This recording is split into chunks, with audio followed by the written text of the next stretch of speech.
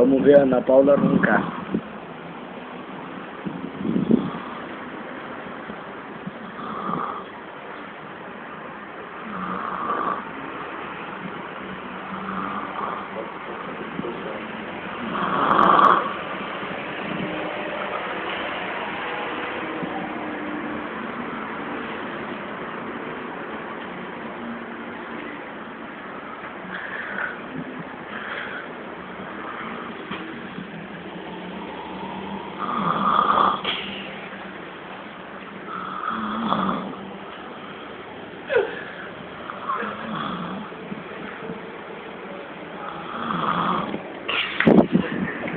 Você vai caber na boca.